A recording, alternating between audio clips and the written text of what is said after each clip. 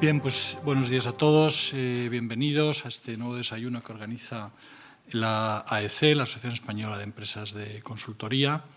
Sabéis que llevamos algún tiempo organizando estos desayunos con la idea de hacer más visible de cara a la opinión pública, de cara a los ciudadanos, el trabajo que hacen las consultoras, sobre todo las consultoras tecnológicas, que es el núcleo de la AEC.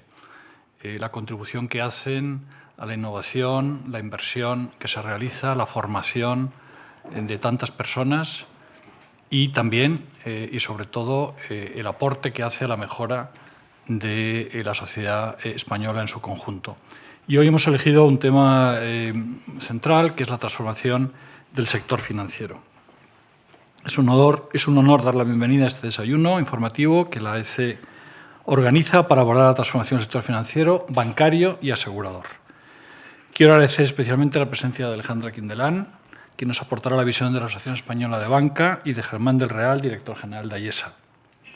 También agradezco al resto de representantes de las empresas consultoras que forman parte de la AEC su participación y disposición para compartir sus experiencias y conocimiento. Y, por supuesto, la asistencia de los periodistas que hoy nos acompañan y a las personas que nos siguen en directo a través de LinkedIn.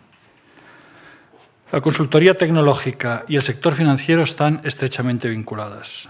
Como recoge el último informe del sector elaborado por la AEC, en 2024 los servicios financieros lideraron un año más la demanda de consultoría con una cuota de casi el 30% sobre el total de ingresos. Es decir, las empresas consultoras ingresaron más de 6.000 millones de euros procedentes del sector bancario, asegurador y financiero. Hoy podemos adelantar que las empresas consultoras que forman parte de la AEC prevén un crecimiento del 6,1% en sus ingresos procedentes de este sector en 2025, lo que va a estar más o menos en línea con los ingresos del sector. Este incremento refleja el papel estratégico que juegan las consultoras en la transformación digital de bancos, aseguradoras y firmas financieras. La aplicación de inteligencia artificial, generativa y agéntica, de tecnologías como blockchain, big data y analytics o cloud computing es parte esencial de su aportación, así como el fortalecimiento de la ciberseguridad. La consultoría tecnológica contribuye también a que la financiera sea una de las industrias más innovadoras de nuestro país. Tenemos el ejemplo de uno de los grandes bancos españoles, que es la primera compañía española en el ranking con una inversión de más de 2.000 millones de euros. No es un caso único, ya que este liderazgo en innovación caracteriza al conjunto del sector. Me refiero de nuevo al informe de la consultoría de la AEC, que constata que el financiero es el segmento más digitalizado de la economía, superando a otros, incluso como el de las telecomunicaciones. Un dato que coincide con el hecho de que el uso de la banca digital en España se sitúe por encima de la media de la Unión Europea. Según el INE, en la última década el porcentaje de usuarios que utilizan la banca electrónica ha pasado del 50% a casi el 78%, lo que refleja el éxito que ha supuesto esta adopción por parte de los ciudadanos. Desde la consultoría y de la mano de las últimas tecnologías, estamos ayudando a construir una banca más cercana al cliente, más innovadora, con más capacidad de respuesta a los retos tecnológicos y con unos cimientos aún más robustos. En 2025, los grandes bancos españoles consiguieron seguir mejorando su ratio de eficiencia gracias a la digitalización, conteniendo costes y optimizando sus procesos. De esta forma, la eficiencia se convierte en rentabilidad, pero también en más rapidez en las operaciones, más seguridad y mejores experiencias para particulares y empresas. Este es el objetivo de la consultoría, que la tecnología contribuya a disfrutar de servicios más sencillos, cercanos y personalizados. En definitiva, hacer la vida más fácil a familias, autónomos y empresas. Quiero resaltar que aquí va a estar uno de los grandes desafíos, y ya lo es en estos momentos, para la banca, el proceso de transformación tecnológica, el elemento humano, la cercanía a la persona, el trato directo va a ser un elemento diferenciador. Y ahí la tecnología ayuda, pero como siempre las personas en el centro. La inteligencia artificial y el análisis avanzado de datos ya están permitiendo, por ejemplo, anticipar riesgos, adaptar productos a las necesidades reales de cada persona, ofrecer asesoramiento más individualizado y liberar tiempo de los profesionales para que puedan centrarse en lo que no puede hacer una máquina: acompañar, escuchar y tomar decisiones complejas.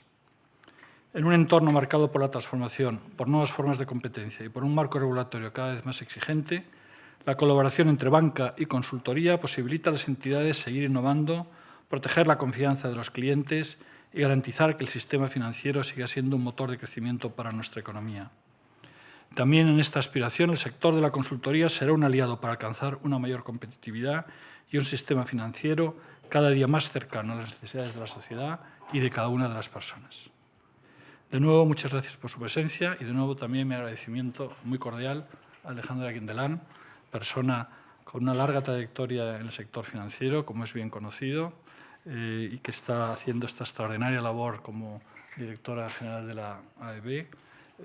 Muchas gracias, Alejandra, por estar hoy con nosotros. Sin más, te doy la palabra a Germán del Real, quien desde 2012 es director general de AIESA, donde ha participado en el crecimiento y la internacionalización de esta compañía, pasando en este periodo de 2.000 a 15.000 profesionales en más de 40 países. Es licenciado en Ciencias Económicas y Empresariales, en Derecho Comunitario Europeo, Executive MBA por el Instituto de Empresa y actualmente es doctorando en Inteligencia Artificial por la Complutense de Madrid, lo que demuestra el compromiso de todos los asociados, incluso gran parte de los profesionales, en esa formación continuada. Muchas gracias, Germán. Adelante. Buenos días a todos, presidente, Jordi, Alejandra, muchísimas gracias por acompañarnos, compañeros del sector y periodistas. Gracias por acompañarnos hoy. Es un placer daros la bienvenida a este desayuno informativo que organiza la Sociedad Española de Empresas de Consultoría.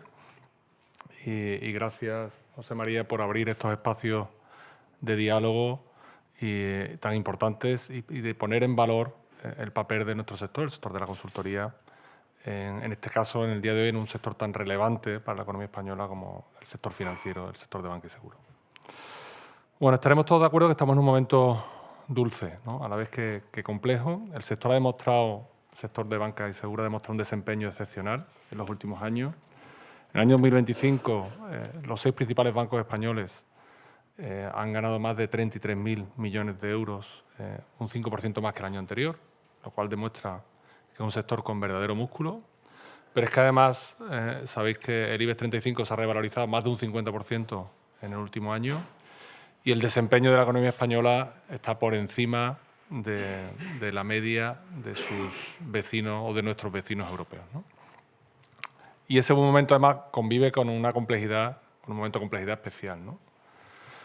Tenemos un entorno macroeconómico muy cambiante, sabéis que los ciclos económicos cada vez son más cortos, la regulación cada vez es más intensa, eso lo sufrimos todos los días, y la competencia en este sector financiero ya no viene solo de otros bancos, sino de sistemas tecnológicos completos.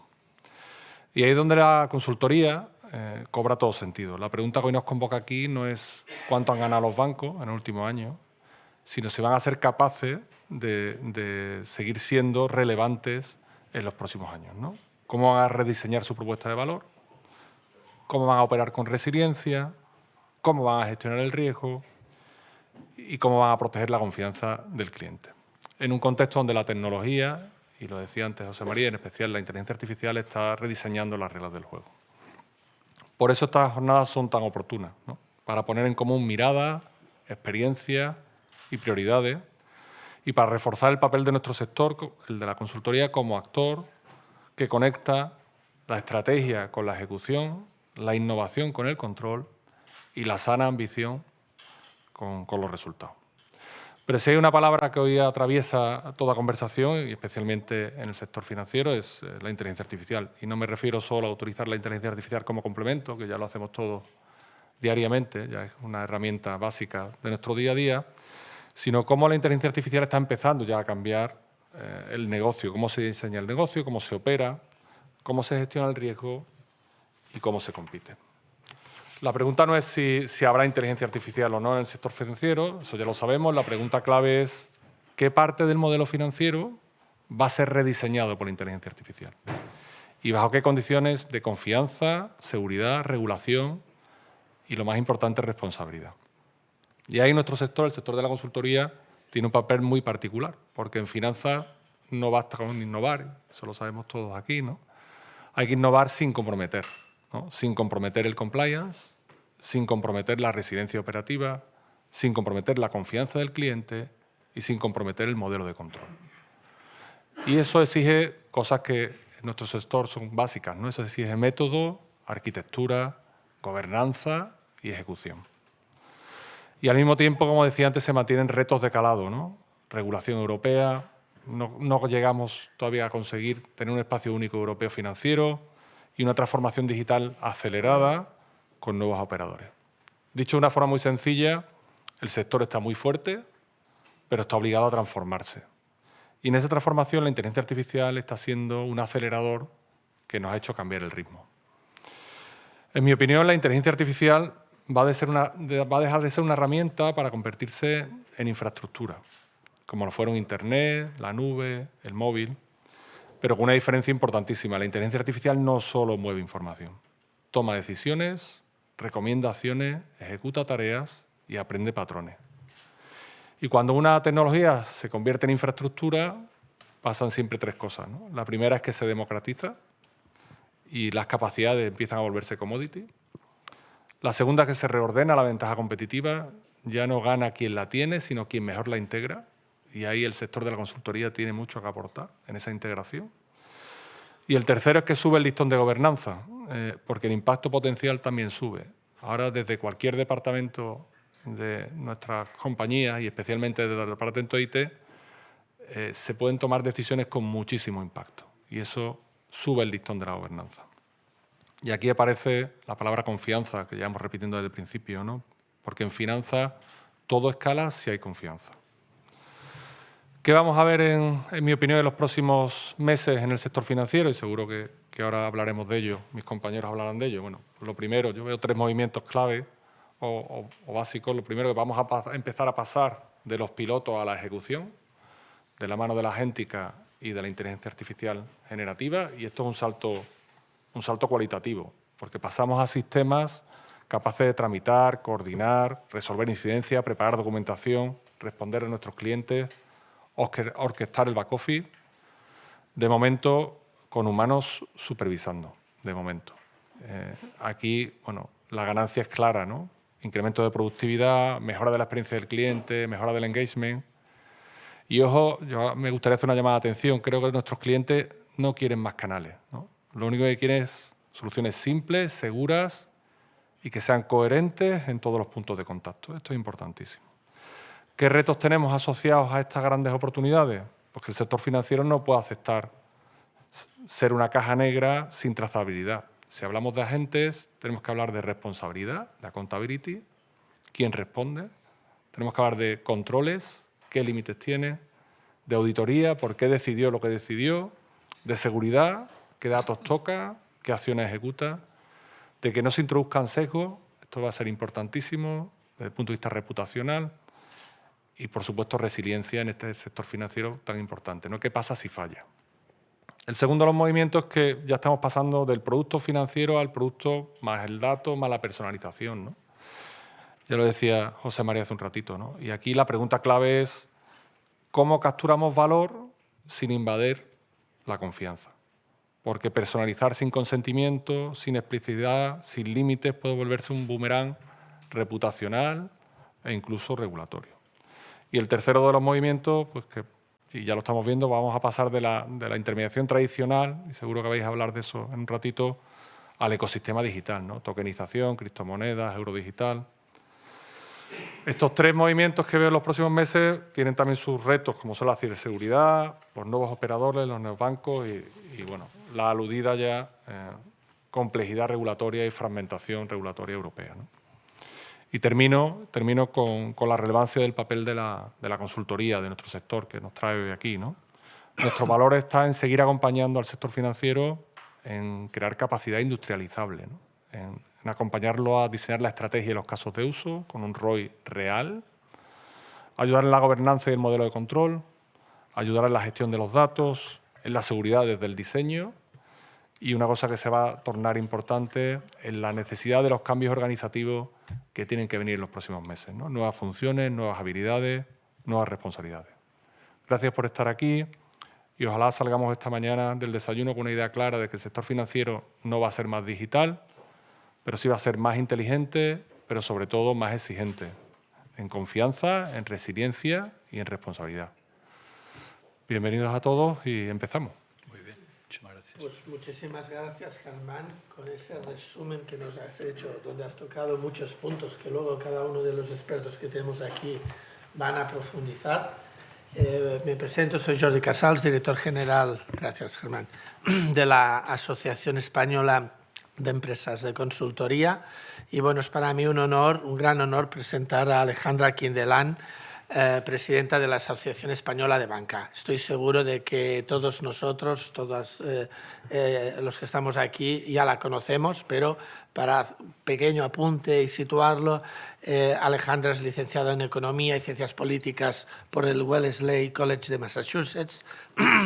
Cuenta con un programa de dirección de empresa en IESE y con el programa de estudios bancarios en INSEAD.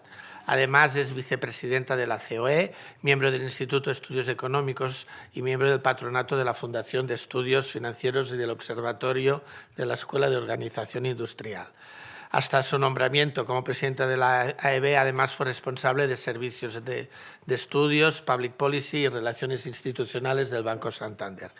Es brevísimo el resumen. Alejandra tiene un recorrido mucho más largo, pero para no comernos el tiempo, creo que ya con esto te podemos pasar la palabra, porque además, bueno, sé que vas un poco apurada a tiempo. Alejandra. Muchas gracias, Jordi, muchas gracias, presidente José María Beneito, y muchas gracias, Germán, gracias a la asociación por la invitación. Y bueno, la verdad es que es un placer participar en esta jornada dedicada a la consultoría, en el que le vais a dedicar la jornada a hablar de nuestro sector y de la transformación del sector financiero.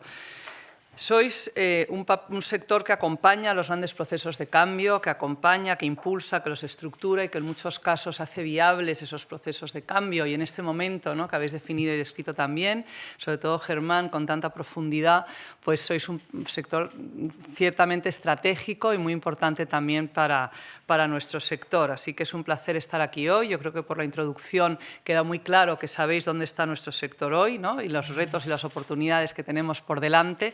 Pero me gustaría aprovechar esta oportunidad para elevar un poco la mirada y compartir una reflexión quizás un poco más amplia también sobre el momento en el que vive Europa y el papel de la banca en este momento, que es un papel esencial.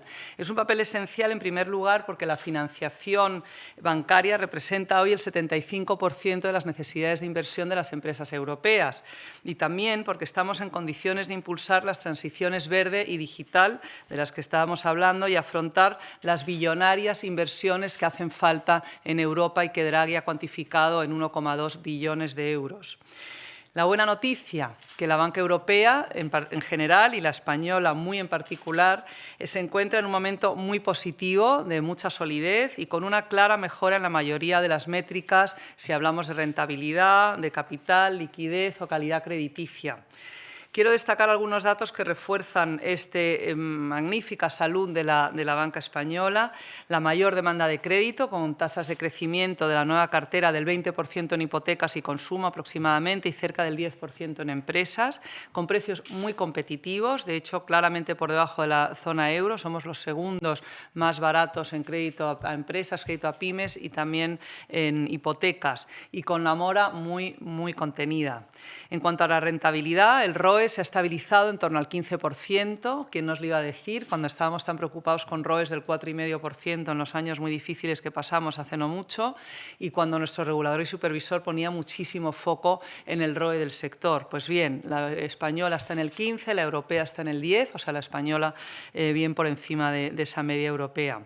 Quiero hacer hincapié en que la rentabilidad es la primera línea de defensa para poder financiar a las familias y a las empresas, para el pago de impuestos y para proporcionar al accionista una retribución que permita al sector ser atractivo para los inversores. Hace no mucho nos decían que éramos un sector no invertible. Eso era una vulnerabilidad muy grande que tenía no solo el sector, sino la economía europea en su conjunto. Pues bien, hoy somos un sector invertible, muy atractivo para los inversores, y esto es importante. Sin inversores no hay empresas, sin inversores no hay futuro.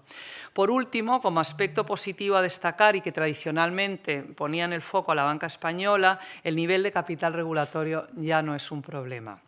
Así que así está el sector. Este es nuestro punto de partida, un punto de partida para afrontar este momento que yo defino de urgencia estratégica que vive Europa. Vivimos un contexto marcado por fuertes tensiones geopolíticas, una guerra en nuestras fronteras, nuestro aliado histórico, que, bueno, en fin, menos predecible, podríamos decir, una rivalidad tecnológica y comercial creciente entre grandes potencias y una presión constante de China en múltiples ámbitos. Y todo esto ha situado en el centro del debate un concepto que creo que resume muy bien dónde estamos hoy, la seguridad económica. La seguridad económica es la garantía de nuestra prosperidad, de nuestra autonomía, de nuestra capacidad para decidir nuestro propio futuro. Y de ella se deriva un objetivo que no admite ambigüedades. Europa debe crecer. Crecer y crecer. Crecer en productividad, crecer en inversión, crecer en innovación y crecer en tamaño empresarial y en tamaño de mercados. Porque llevamos demasiados años acumulando desventajas frente a otras grandes economías. Esta urgencia estratégica exige actuar de forma simultánea en dos direcciones, hacia afuera y hacia adentro. Hacia afuera, Europa tiene que asumir su papel en el mundo, de acuerdo con su peso económico, con sus valores y con sus intereses estratégicos. Y esto implica diversificar alianzas, profundizar relaciones comerciales y económicas. Implica avanzar en acuerdos como el Mercosur, que quizás necesita algo de pedagogía, pero que es muy necesario, reforzar los vínculos con India, desarrollar nuevas alianzas con Reino Unido, con México, Canadá o Australia y al mismo tiempo trabajar en preservar una relación transatlántica sólida con Estados Unidos. Europa tiene algo muy valioso que ofrecer al mundo. Podemos ser críticos, y lo somos, pero tiene mucho que ofrecer. Estabilidad institucional, economía de mercado, cohesión social, respeto al Estado de Derecho. Es un modelo atractivo, es un modelo al que muchos quieren pertenecer, pero para proyectarlo necesitamos músculo económico y capacidad de decisión. La segunda dirección, por tanto, es el trabajo hacia adentro. Aquí el mensaje es muy claro: más integración y más simplificación regulatoria. No podemos afrontar los retos del presente con estructuras pensadas para el pasado. La Europa de la burocracia tiene que dar paso a la Europa del pragmatismo. Nuestro sector afronta más de 90.000 páginas de regulación financiera, más de 20 reguladores y supervisores involucrados en ello, cerca de 1.700 normas aprobadas en los últimos 4 años que afectan directamente al sector. Todo esto tiene un impacto directo en la competitividad, en la inversión y en la capacidad de financiación de la economía. Así que necesitamos con urgencia un marco regulatorio y supervisor más simple, más previsible y más ágil, que permita decidir y actuar con rapidez cuando la situación lo exige. Como sector, hemos presentado a autoridades una propuesta de 24 puntos en varios ámbitos, pero uno que quiero destacar es todo lo que tiene que ver con el capital. Según un estudio de GARP, junto a la Federación Bancaria Europea, las exigencias derivadas de Basilea, del Gran Acuerdo Internacional de Capital, alcanzan unos 400.000 millones de euros en el año 24.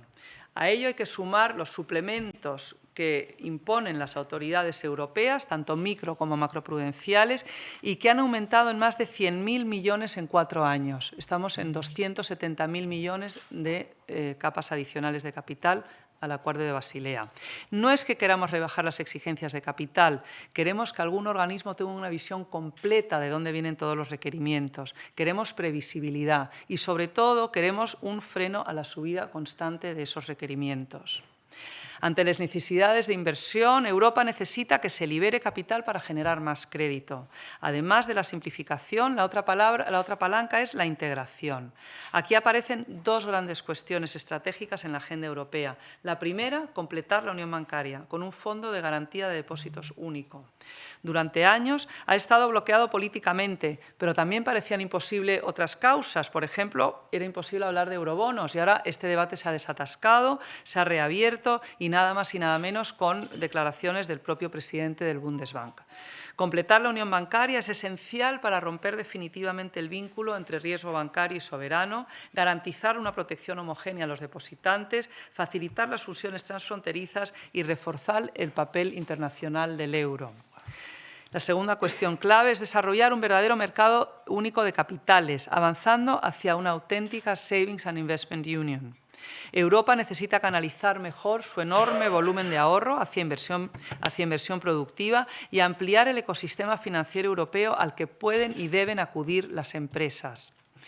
No podemos permitirnos que proyectos estratégicos busquen financiación fuera de Europa por falta de instrumentos adecuados dentro o de una liquidez o una profundidad de mercado suficiente. Desde la banca valoramos muy positivamente esta iniciativa del Savings and Investment Union y nos consideramos un elemento clave para su éxito.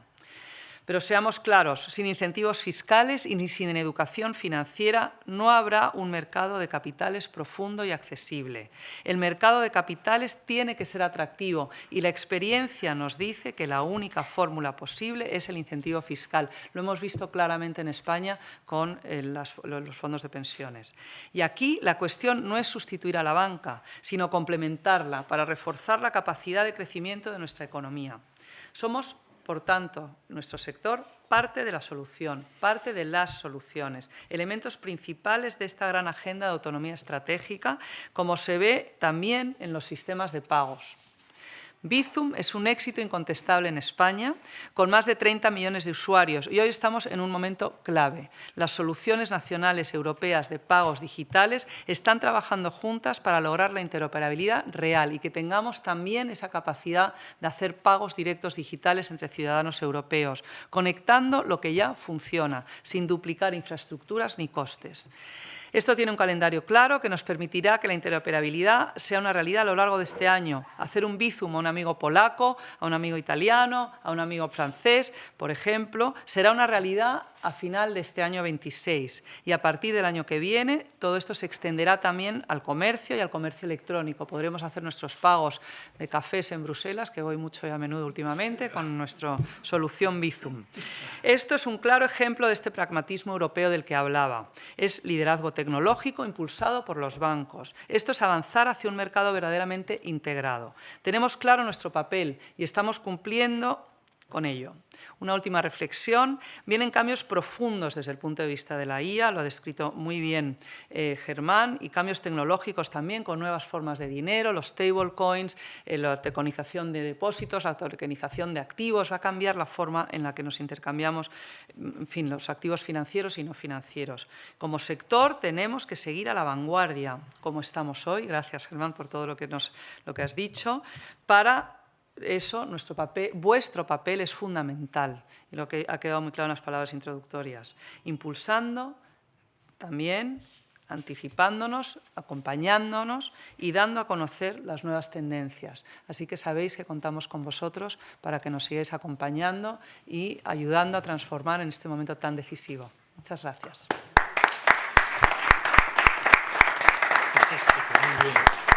Muchas gracias y siento de verdad no quedarme a la discusión, que va a ser lo más interesante de la jornada, pero tenemos a un ministro de Constitución y Relaciones con la Unión Europea británico que ha venido a COE y con mi gorro de vicepresidenta de la COE me tengo que ir corriendo a recibirle.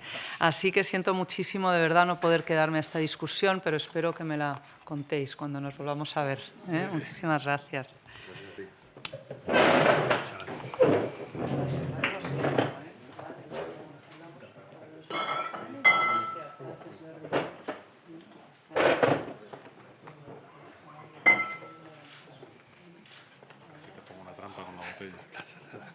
Solucionado.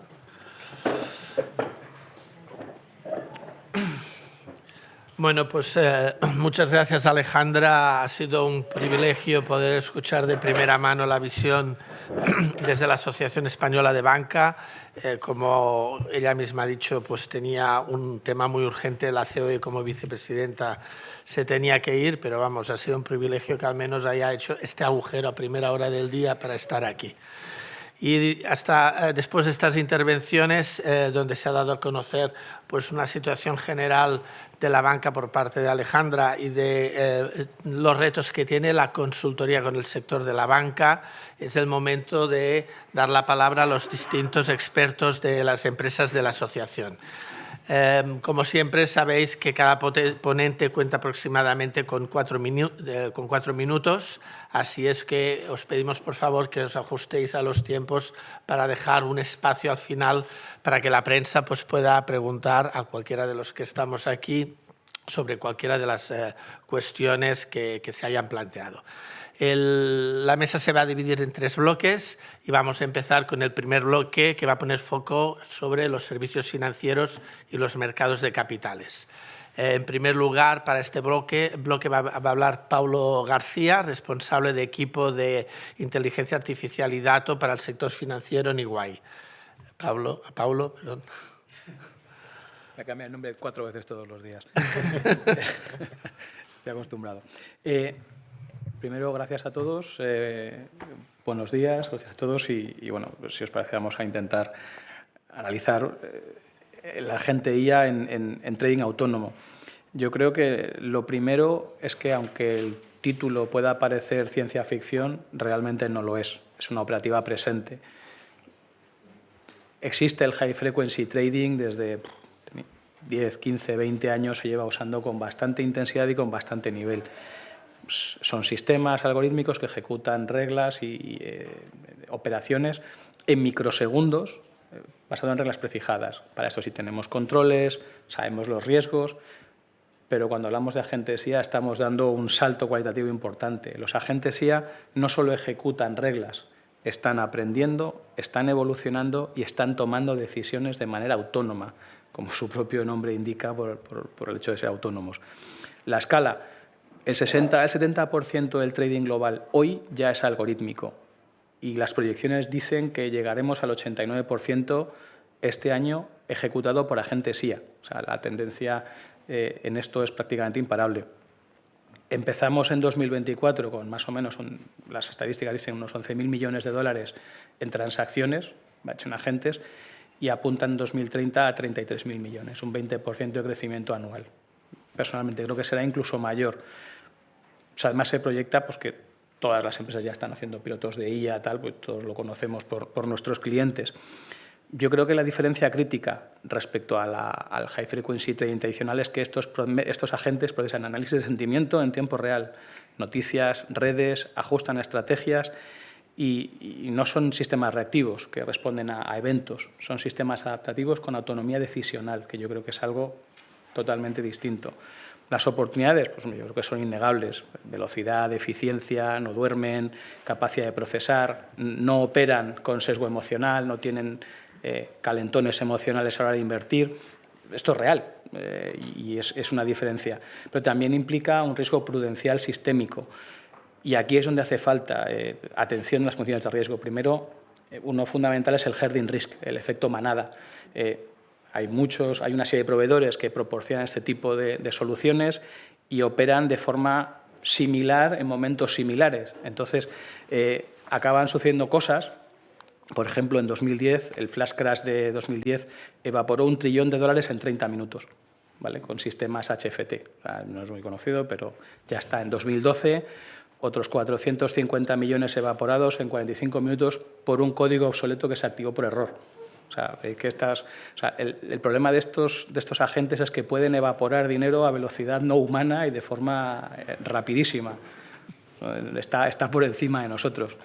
El segundo riesgo es la propia degradación. El 90 y tantos % de los modelos se degradan cuando empiezan a operar fuera de su dataset de entrenamiento. Como dijo un general americano, no hay plan que soporte el contacto con el enemigo, pues los agentes también lo sufren. Los agentes, además, funcionan mal en momentos de cisne gris. No voy a decir cisne negro porque ahí funcionamos mal hasta los humanos, pero en el cisne gris. Los agentes optimizados para mercados fallan catastróficamente ante eventos que no esperen. El flash crash de 2024, una caída del 10% en el Standard & Poor's, ilustra que estos sistemas pues, reaccionan mal ante cosas que no esperan, porque luego además se amplifica el efecto manada. Y luego el último problema es el efecto caja negra. Los supervisores requieren explicabilidad. ¿Y cómo explicas? Decisiones con redes neuronales opacas. ¿Quién responde cuando un agente evapora millones, propios o ajenos? Y ahí tenemos un gap de responsabilidad. Yo creo que la propia estabilidad del sistema financiero, si estos agentes se ponen todos a la vez a hacer tonterías, podría incluso verse comprometida. Como decía, entramos en riesgo sistémico. Lo cierto es que el marco regulatorio existe. O sea, existe la Reglamento de Inteligencia Artificial en Europa, tenemos requisitos regulatorios, monitorización continua, logs inmutables, La propia EVA ya ha completado, por así decirlo, el mapeo con CRR, CRD y DORA. No hay contradicciones. La ECB está supervisando activamente, sobre todo empezando por el scoring de crédito y por la detección de fraude.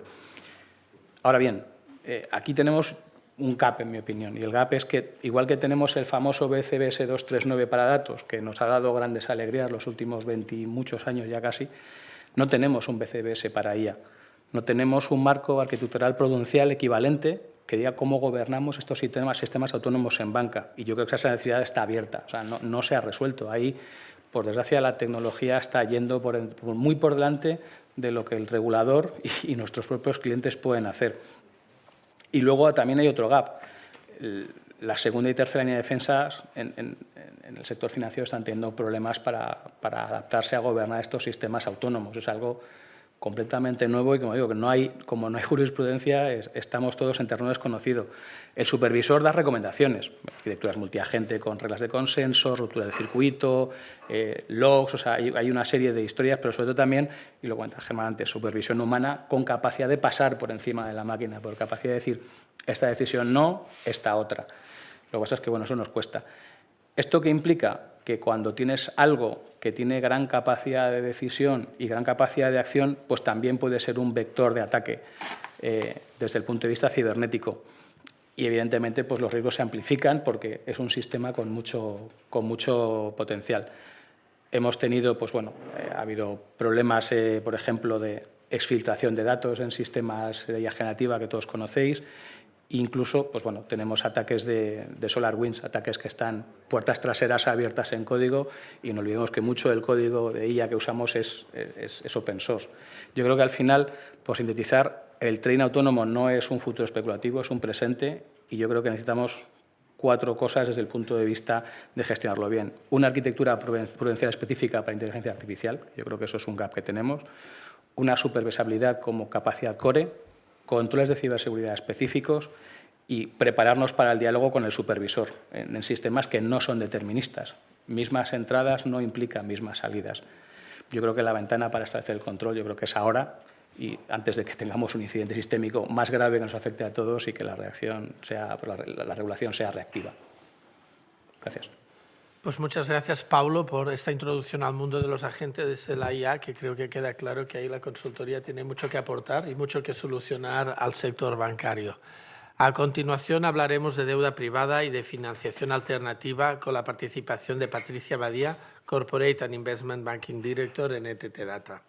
Patricia. Muchas gracias, Jordi, y muchas gracias a la Asociación Española de Empresas de Consultoría por la invitación y por la organización de este tipo de eventos.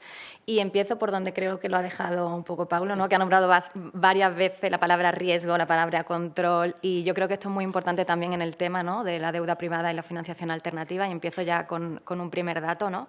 La intermediación no bancaria en nuestro país supera los 400.000 millones de euros ahora mismo, y la deuda privada crece a doble dígito año tras año, ¿no?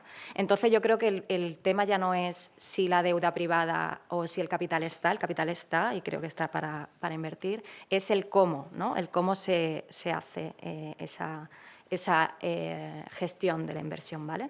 Y en el cómo conecto con cómo llevan muchos años ya haciéndolo desde la parte más bancaria, del sistema bancario, ¿no? Que es con infraestructura y con plataformas que permiten reporting, transparencia, control del riesgo, ¿vale? Entonces, para que el crecimiento sea sostenible, necesitamos justo esto, ¿no? Que sea transparente, ¿no? Que los inversores sepan dónde invertir, que podamos tener en tiempo real información y un único dato, no datos esparcidos por diferentes fuentes.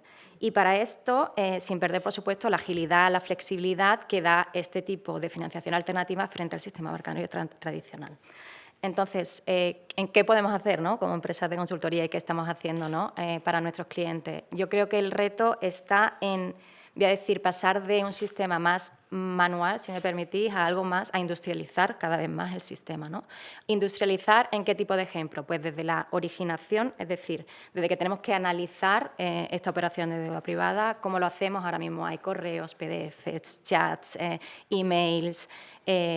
Ya estamos ayudando a muchos clientes a tener una fuente de datos única, a hace 2 años a lo mejor no, pero ahora con inteligencia artificial es mucho más fácil de tener esta fuente de datos única, de analizar, de ver cómo analizar todo este tipo de información, en la estructuración también de los productos, ¿vale? Pues aquí también estamos ayudando ya a los clientes, y sobre todo en el ciclo de vida de la operación, es decir, cómo evoluciona la deuda, cómo la reportamos, ¿no? A día de hoy, para reportarla nos toca una vez al mes, cómo lo hacemos, vamos mirando datos de aquí, de allí, cómo hacerlo para que sea lo más homogéneo posible, ¿no? Que lo entendamos todos. Ahora mismo en reporting estamos ayudando también a muchos clientes a hacerlo de manera lo más, no solo homogénea y transparente, sino que sea lo más rápido posible y con un proceso automatizado, ¿vale? Entonces, este modelo industrial nos va a permitir que sea pues, auditable, que sea reportable, que sea transparente, ¿vale? Entonces, en este sentido, yo creo que, en conclusión, la deuda privada, obviamente, y la financiación alternativa, yo creo que va a seguir creciendo, esto lo estamos viendo día a día, pero aquí tenemos que poner el foco como consultoras tecnológicas en el control de esta deuda, en el reporting, en cómo podemos ayudar a nuestros clientes en esto y en cómo hacer una infraestructura, y voy a meter la palabra inteligente porque creo que estamos en el momento, una infraestructura inteligente que nos permita este control de riesgo, esta transparencia, sin dejar de lado, por supuesto, la agilidad y la flexibilidad que nos permite la financiación alternativa. Entonces, yo creo que aquí las consultoras tecnológicas estamos ya haciendo mucho y tenemos mucho más que aportar al sector bancario en este ámbito. Pues, muchas gracias, Patricia. Y para cerrar este primer bloque sobre servicios financieros y mercados de capitales, nos va a hablar Fernando Pastor, director comercial de Icertis Financial Tech Solutions, sobre la realidad del private equity y de la reactivación del M&A. Bueno, muchas gracias a todos y muchas gracias principalmente a la asociación por organizar este evento y invitarnos. Yo quería hablar una primera parte, decir que dentro de la parte que me toca, en que estamos hablando, que es la parte de productos o financieros, no podemos extrapolar, ya no son locales, son globales. Estamos hablando de Europa, estamos hablando de Estados Unidos y todo tiene una tendencia general que no podemos evitar. La primera parte, que es la parte del private equity, durante los últimos años, durante los años 22 y 23 se produjo una bajada de inversión importante, pero a partir del 23 se ha producido una reactivación. Y a partir de esa reactivación ya no son inversiones que son financieras, son inversiones tecnológicas, ¿vale? Entonces, a partir de aquí, Estados Unidos, pues lo estamos viendo de una manera directa, maneja más del 50% de la inversión del mundo del private equity, pero UK está liderando en Europa y ya está llegando a España, que el private equity está pidiéndonos a las consultoras que les ayudemos a analizar qué hay detrás de esa inversión, porque la inversión ya no es económica, es tecnológica, es de datos, es de estructura. Entonces, a partir de aquí, dentro de su driver de decisión y de inversión, forma parte una parte importante, que también voy a hablar en la segunda parte de la parte de tokenizaciones, que es la parte de conocimiento. Creo que dentro de nuestro mundo de consultoría no hablamos solamente de tecnología, hablamos de conocimiento y aportación de valor en ese proceso consultor a nuestros clientes de una manera directa. Que private equity, claro, en estos momentos ya no se compra negocio, se compra tecnología, se compra data y se compra ese trasfondo dentro de la parte de crecimiento. Pero dejadme que de otra parte que me parece más florida o más divertida para poder hablar, que es la parte de tokenización en ese mundo. Durante muchos años estábamos hablando, y algún compañero que antes estábamos hablando desde un punto de vista bancario, cuando estábamos ahí metidos dentro, ¿verdad, Pedro?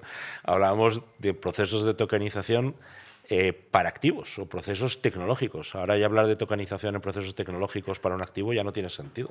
Hemos pasado a un segundo nivel en el cual estamos hablando ya de arquitecturas tokenizadas seguras, de integración de cores bancarios, de wallets digitales, de identidad digital. Todo eso implica que la usabilidad de un cliente ya está empezando a ser aplicada a este tipo de activos digitales. Y estamos hablando que ya estamos metiéndonos en productos de tokenización inmobiliaria, deuda privada digital y activos alternativos. O sea, lo que antes hablábamos de una tecnología que no venía regulada, ya la estamos aplicando de manera fehaciente en implantaciones tecnológicas, pero tiene que estar basada en un ciclo que ya no es emitir tokens, ya no es una tecnología, ya no tenemos que tener dentro de nuestras estructuras gente que sepa de tecnología de tokenización. Tenemos que tener gente que sea capaz de diseñar un ciclo del activo, con seguridad, porque lo habéis metido muchas veces con el tema de la seguridad, que es clave en estos momentos, pero también con un modelo regulatorio, porque si no sabemos de regulador, si no tenemos ese punto, estamos haciendo un flaco favor a nuestros clientes. Y vamos a la otra parte, experiencia de usuario. ¿Cómo estamos aplicando este proceso a una experiencia de usuario que al final nuestros clientes viven de eso, de tener una experiencia de usuario, de tener satisfacción y crecer en el negocio? Antes hablabais del 70 y tantos % del mundo digital. Esta experiencia de usuario es crítica dentro de ese modelo. Pero no sé si la habéis visto, que estoy seguro que sí, la noticia que se ha producido hace unos meses de la New York Stock Exchange. Ha decidido y ha dicho que arranca de manera oficial la plataforma de valores tokenizados que permitirá operar acciones y ETFs las 24 horas del día, 7 días de la semana, liquidando instantáneamente con stablecoins. Esto ya no es teoría, esto es la realidad, ¿vale? Y arranca ya, y esto cambia el modelo. Antes hablaba Patricia acerca del tema Alejandra, del tema del Bizum. Esto ya no va de Bizum. Esto va de que cualquier persona a nivel mundial va a poder liquidar cualquier tipo de operación en tiempo real con una moneda que se llama stablecoins. Y ese stablecoins va a ser líquida, va a ser efectiva y va a ser democratizada, porque en algún instante cualquier persona va a tener un stablecoin para afrontar este tipo de pagos y liquidación. Entonces, este mundo gira mucho más rápido, el regulador va a una velocidad, pero la realidad es que la lleva a un mundo de crecimiento muy diferente. Y insisto, y vuelvo a la primera parte, creo que tenemos que... Primero, creo que, y ahí permitidme que habla desde España para afuera, creo que tenemos la suerte en España de que tenemos unos bancos que han ido varias veces por delante del resto del mundo y nos permite tener más conocimiento del resto del mundo. Y os traslado también que y todos ya estáis viviendo también fuera de España en ese mundo de tecnología, el conocimiento de nuestros compañías se valora mucho fuera de España por ese tipo de capacidades. Entonces, ese conocimiento aplicado a esa experiencia tecnológica es la que nos va a marcar diferencias en el valor añadido que creo que tenemos que dar a las entidades financieras en la prestación de nuestros servicios y que son reales en los dos puntos que he querido poner en contacto en común con vosotros. Era un poco lo que quería poner en común. Gracias. Pues muchas gracias por este cierre del primer bloque, Fernando. Gracias por todas las aportaciones. Y entramos ahora en el segundo de los 3 bloques de este desayuno, que es propiamente el segundo bloque sobre el sector bancario. Para empezar y para abordar la inteligencia artificial generativa y los agentes autónomos, vamos a dar la palabra a Ramón Valiente, director de Desarrollo de Negocio para Banca en DXC Technology. Bueno, Ramón. muchas gracias a todos, gracias a la Asociación Española de Consultoría por la invitación. A ver, la conversación en torno a la inteligencia artificial ha madurado mucho en los 2 últimos años. Veníamos hablando siempre de asistentes en los puestos de trabajo, asistentes incluso en las actividades cotidianas de nuestra vida. Ahora estamos hablando de la inteligencia artificial como una fuerza que justamente está revolucionando todos los pilares de la economía y de todo el entorno de los puestos de trabajo. Si echamos un vistazo atrás a la historia, en la primera revolución industrial se redefinieron los puestos de trabajo con carácter manual. En esta revolución industrial de la inteligencia artificial, yo la considero así, estamos redefiniendo el puesto de trabajo relacionado con toda la relación intelectual y con la gestión del talento de cada una de las personas. Si revisamos el impacto de la inteligencia artificial en cada una de las personas, resulta muy paradójico que en el momento de mayor disrupción tecnológica a nivel global de nuestra historia sean los valores humanos en cuanto a capacidad de revisión, capacidad de poder criticar, de revisar, etcétera, los que sean el factor clave del éxito de esta nueva revolución industrial.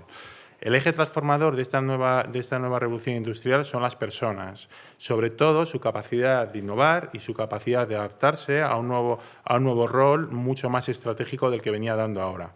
Este nuevo rol estratégico es el que nos hemos encargado entre todos, siempre nos gusta poner nombres, de poner el nombre del orquestador. Si pensamos un poquito en cuál va a ser el trabajador del futuro, el futuro, como bien has comentado, comienza esta misma tarde, ya los ciclos cada vez se van comprimiendo más, será una persona que sea capaz de poder orquestar varias tecnologías de manera simultánea relacionadas con la inteligencia artificial con el objetivo de dar valor. El objetivo de las personas dentro de este nuevo entorno de trabajo va a ser el pensamiento crítico. la capacidad de criticar, la capacidad de rediseñar y la capacidad de valorar si lo que se está haciendo está bien o si hay que volverle a dar otra vuelta. Eso es algo que las máquinas no van a poder realizar. En cualquier revolución industrial, la revolución agéntica en la que estamos hablando, en un cambio de modelo actual a un cambio de modelo futuro, siempre se produce una gestión de la incertidumbre, siempre surge la palabra incertidumbre. Esto debemos de tratarlo como una gestión del cambio. En la gestión del cambio deberemos de ver dentro de la sociedad, principalmente los agentes, los clientes, las personas y las compañías, cómo quieren adaptar la inteligencia artificial a su día a día y si responden realmente a sus expectativas, a las expectativas que están buscando. El impacto de la inteligencia artificial en el mundo empresarial, aquí surgen dos vertientes, dos maneras de actuar. Aquellas compañías que integran la inteligencia artificial dentro de su core de negocio, dentro de lo que es en la toma de decisiones propia, se genera una reingeniería de todos los procesos, una reingeniería end-to-end, de extremo a extremo de toda la compañía. La generación de valor de estas compañías es muy grande. Los últimos informes de consultoría están hablando de mejoras en la productividad en torno al 30 al 50% para determinados departamentos, principalmente para el departamento de aprovisionamiento y el departamento de finanzas. Sin embargo, existen otro tipo de compañías también que utilizan la inteligencia artificial como una herramienta más para poder solucionar determinados problemas, retos del día a día. Estas compañías, el valor añadido que van a tener de la inteligencia artificial y el valor añadido que puedan dar a la sociedad va a ser muchísimo más residual. Si hablamos desde el punto de vista de la inteligencia artificial en los clientes, nosotros pensamos que los clientes van a ser los grandes beneficiados de esta nueva revolución agéntica. ¿Por qué? Porque se van a conseguir una serie de ventajas, como puede ser la hiperpersonalización de todos los productos y de los servicios. También se va a mejorar exponencialmente la calidad. Creemos que los periodos de aprovisionamiento, etcétera, cualquier tipo de error va a ser ya de carácter residual, aunque también tenemos una serie de riesgos y de retos que debemos de solventar dentro de este área. Principalmente el exceso de automatización, que lo puede eliminar el componente humano, por ejemplo, la empatía en un proceso de venta, desde el inicio hasta la entrega de producto, eso puede llegar a desaparecer y hay que poner un warning a ver cómo se puede solucionar. Y también, y a mí es uno que me preocupa bastante también como usuario, es el de la privacidad de los datos. La hiperpersonalización de cualquier producto para un cliente específico lleva una información masiva de esa persona y estos datos deben de ser tratados adecuadamente. Por último, hablamos de la gobernanza. Estamos en un entorno bancario, todos lo habéis comentado. El supervisor, normativas, cumplimiento normativo, todo tipo de normas respecto a Europa. Aquí, en la parte de gobernanza, tanto los supervisores como los consejos de administración, catalogan la inteligencia artificial como un riesgo material, sobre todo en solvencia, en reputación y en clientes. Normativas que están regulando, no quiero volver a hablar lo que ya Paulo ha comentado, pero especialmente la EVA la Comisión va a dictar unas guías para catalogar el riesgo alto de la inteligencia artificial y también DORA. DORA mapea la inteligencia artificial crítica como parte de la tecnología que tiene que formar parte de las pruebas de resiliencia. Pues muchas gracias, Ramón. Y vamos a continuar ahora hablando de pagos instantáneos, interoperabilidad con María Lourdes Reza, responsable de Banca y Seguros en Altia. María. Muchas gracias, Jordi. Muchas gracias por la introducción y a todos y por la invitación. Sí, algunas de las áreas en las que estamos ayudando a los clientes es en la arquitectura de pagos instantáneos, en la identidad digital, que ya se ha venido comentando, y en la ciberseguridad, entre otras, como las que ya se han mencionado, como la inteligencia artificial no solo en banca, sino en otros sectores, que es a día de hoy una realidad. e incluso en procesos críticos como puede ser AML, prevención y blanqueo de mercado de capitales. Bueno, focalizándonos en los pagos instantáneos y la interoperabilidad, estamos ahora mismo en un nuevo paradigma operativo para la banca europea. La combinación de reglamento de pagos instantáneos, PSD2, Open Finance, los nuevos requisitos de verificación del beneficiario, reporting en tiempo real, prevención de fraude, está obligando a las entidades a operar bajo una lógica 24/7, con liquidación inmediata y con cero tolerancia al error. Esto tensiona especialmente los core legacy que vemos en entidades de mid-market, que están más diseñados para batch, no para procesamiento evento a evento. Por eso la discusión, desde nuestro punto de vista, no es tanto sobre la conectividad, sino sobre la arquitectura. La interoperabilidad real exige una capa de integración desacoplada, basado en eventos, que permita procesar pagos como flujos orquestados.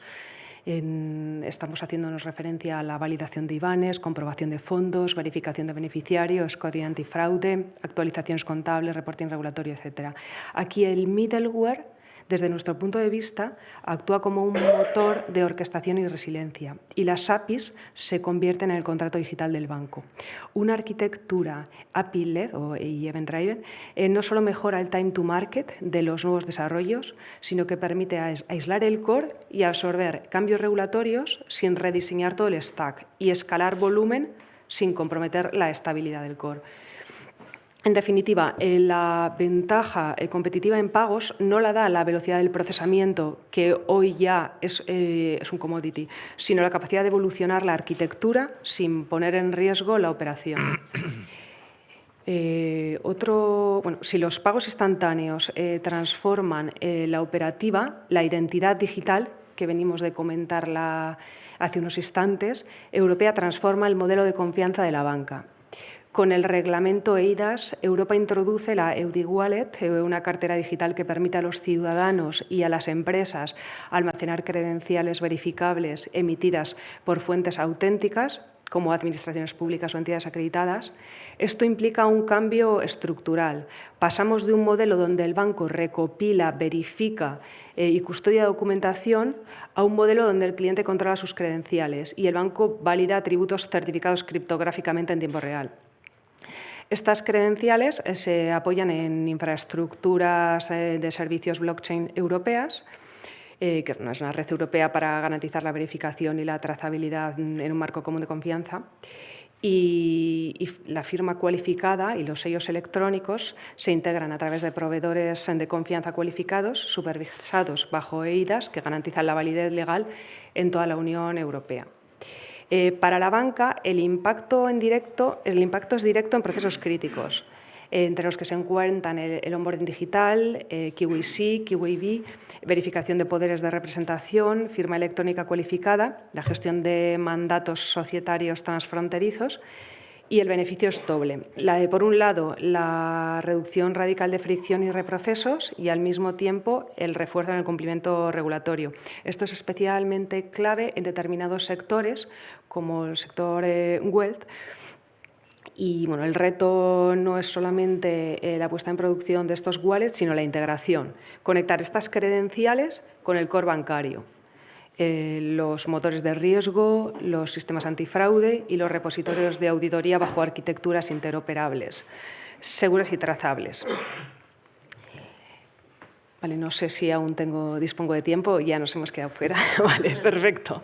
Muchas gracias. Muchas gracias, María, por toda esta información sobre la problemática de los pagos instantáneos. A continuación, vamos a hablar sobre neobancos y nuevos operadores de la mano de Pedro Cardona, Executive Director y Banking Leader en Admira. Pedro. Bueno, pues muchas gracias por invitarme y enhorabuena por haber organizado estas jornadas, y la verdad es que hoy estoy disfrutando mucho y el nivel es excepcional, ¿no? Y un poco complementando todo lo que ya se ha ido contextualizando, yo creo que también hay que ver un poco que bueno, estamos en el momento adecuado para poder tomar grandes decisiones en cuanto a la transformación del sector financiero. Fijaros todo lo que hemos estado hablando de la identidad digital, de los activos, de la globalización, o incluso también complementando eso, lo que nos decía antes Alejandra, del buen momento de la resiliencia y la capacidad del sector financiero. Todo eso, si lo juntamos, pues es momento, como decía, de abordar esas grandes transformaciones. Porque fijaros, al final también es un tema muy importante de competitividad. Hoy por hoy ya los datos nos dicen que más del 80% de los clientes del segmento retail, su otro banco es un neobanco, ¿vale? Esos neobancos se caracterizan por su sencillez, por su minimalismo, por la menor complejidad que tienen en tecnología, mejores times to market. Y los grandes bancos no pueden ser ajenos a todo esto. Es decir, vemos ese ecosistema cómo se está moviendo, vemos todos estos nuevos players cómo están reaccionando, mientras que la banca tradicional pues no deja de tener unos sistemas que en su mayoría pues fueron diseñados a mediados del siglo pasado, principalmente en el último cuarto, con un diseño batch, con un diseño standalone, donde eran sistemas mucho más aislados. De vez en cuando se intercambiaban ficheros, no sé, una vez al día y cosas de este tipo. Ahora, pues lo decía María antes, ¿no? Pues estamos en un tema absolutamente de eventos, de tiempo real. La gracia no es mirar lo que ha pasado y ser capaz de contar, explicar un pasado. La gracia y el valor añadido está en entender los datos de hoy, analizarlos en tiempo real, tomar decisiones y modelar tu futuro. Esa es un poco la gran diferencia. Luego también tenemos, yo creo que un aspecto muy importante que cada vez se va materializando más en términos de riesgos, y es, bueno, el COBOL. De per se, el COBOL yo no creo que sea un problema, pero sí que es cierto que lo que no atrae es el talento. Y donde tenemos millones de líneas de código en un lenguaje que no es capaz de atraer el talento, pues tenemos un problema, un riesgo potencial, ¿no?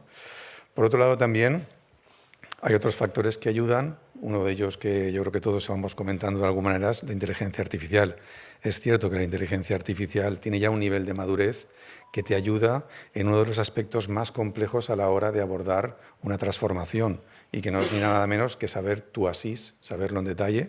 Venimos de sistemas que en su mayoría pues, llevan ya decenas de años funcionando con un mantenimiento o un hipermantenimiento, donde la precisión de la documentación, el conocimiento absoluto de lo que hay, pues aplicaremos Pareto, el 80-20, pero necesitas acercarte al 100.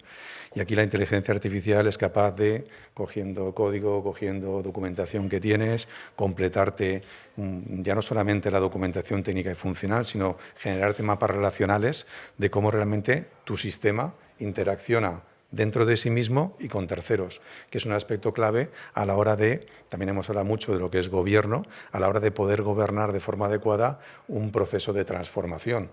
El entender claro de dónde parto y cómo voy a llegar hacia dónde tengo que llegar, porque tampoco podemos permitirnos el parar a las entidades mientras estamos haciendo un proceso de transformación, ¿vale? Esto que siempre decíamos de cambiar las ruedas al coche estando en marcha y tal, pues oye, sigue siendo así. Pasa que el coche ya es un avión, en vez de estar por la carretera pues dando la vuelta al mundo, en fin, todas estas cosas, más difícil todavía, y hay que acometerlo. Yo, un poco como conclusión, yo creo que estamos en el momento por el contexto de resiliencia, con el contexto donde los resultados de las entidades financieras acompañan, contexto tecnológico con esa inteligencia artificial, contexto de competitividad que ayuda a moverte, y por lo tanto yo creo que es el momento de abordar de forma profunda pues, las transformaciones de la tecnología en el sector financiero. Muchas gracias, Pedro. Y a continuación va a tener la palabra Ignacio Romero, Partner, Global Head of Payments y Open Business at Minsight Business Consulting, para analizar la evolución de los servicios financieros fuera de las entidades financieras clásicas. Ignacio. Gracias, Jordi. Y me uno a los agradecimientos, ¿no? Por esta sesión, es la primera vez que participo, y bueno, estoy como Pedro encantado, ¿no? de estar aquí compartiendo con vosotros nuestras preocupaciones, ¿no? y los retos del sector. Yo quería hablar y voy a empezar con un dato que es muy ilustrativo, que es que los servicios financieros, que parecen un coto de las entidades financieras, no es así, ¿no? El 70% de las transacciones se producen fuera de los bancos, ¿no? o de las aseguradoras, ¿no? Lo cual es un dato súper relevante, ¿no? De hecho, el 55% de las entidades no financieras declaran que ya dentro de su cadena de valor hay productos financieros que ofrecen ellos mismos, ¿no? de una manera u otra, y que ahora tocaremos, ¿no? De hecho, el 50% restante en sus planes estratégicos ya muestran digamos que van a incrementar esos servicios, ¿no? O van a introducirlos dentro de sus servicios.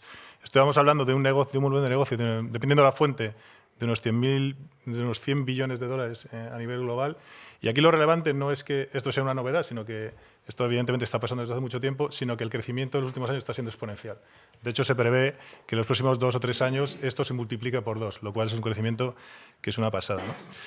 ¿Y esto por qué está pasando, ¿no? O sea, ¿por qué de repente ahora esto se está incrementando, ¿no? Pues yo creo que Germán lo decía, ¿no? Y yo creo que algún compañero más lo estaba comentando.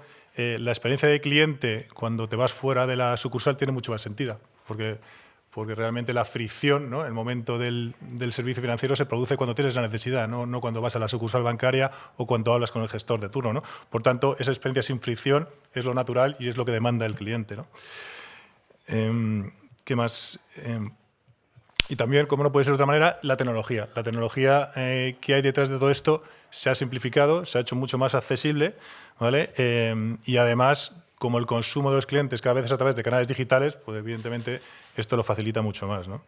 Están apareciendo un montón de soluciones y además no que las generan los bancos, ¿no? Sino fintechs, ¿no? o startups, en donde están creando soluciones muy verticalizadas y que cubren perfectamente los requerimientos que demandan los clientes, ¿no?